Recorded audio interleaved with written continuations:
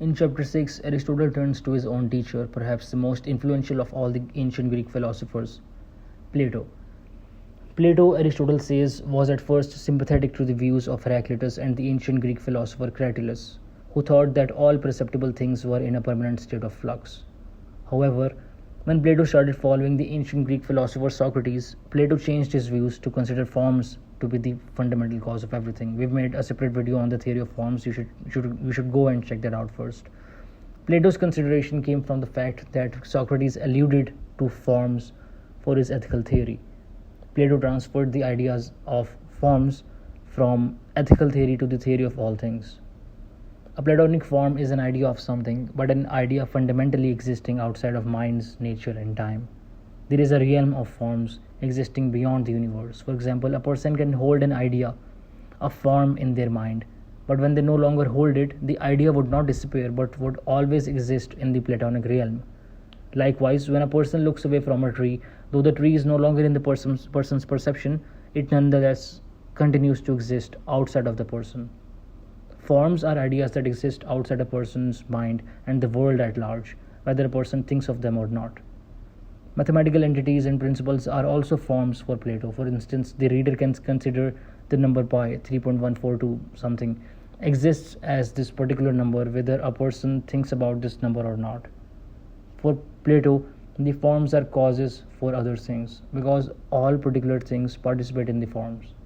Consider the horse by way of illustration. Each particular horse participates in is an instantiation of the perfect form of the horse. There is a model idea of a horse, the form of a horse that exists beyond nature. Now moving on, talking of the chapter 9 of book Alpha, Aristotle here begins his criticism of Plato's theory of forms. Aristotle begins by saying that the theory of forms itself, instead of explaining things, adds to that which needs explaining. Recall that for Aristotle, to find the cause is to find the explanation. Aristotle mentions a well-known argument from Plato himself against his own theory of forms in the book Parmenides. It is called the third man argument, and it states that a particular man, as such, is like the form man. Therefore, there must be a third man in which both the particular man and the form man participate, as they both have the idea of man in common. But if this is so, there must be a fourth man, and so on, infinitely. However, Plato says that each form is unique and so cannot be many. A form is a one over many. This third man argument seeks to show that each form must be infinite in number and thus not unique, and thus not a form. In other words, the theory of forms is logically incoherent. Aristotle argues that Platonic forms cannot be said to be the fundamental cause of things because they cannot cause motion or change.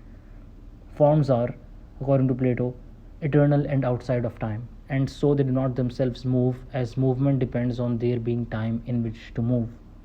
He argues in similar fashion that forms cannot cause particular things to come into existence, that is, to be generated.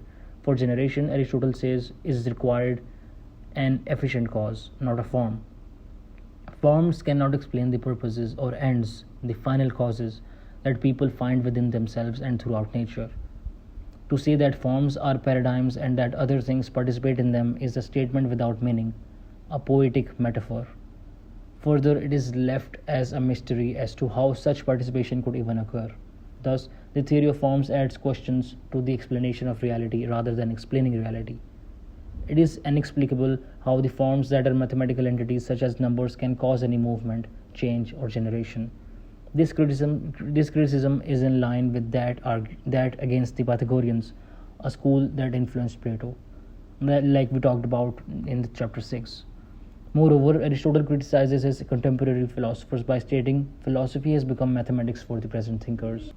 Thus ends Aristotle's historical review of philosophers who have sought the fundamental causes and principles to explain reality.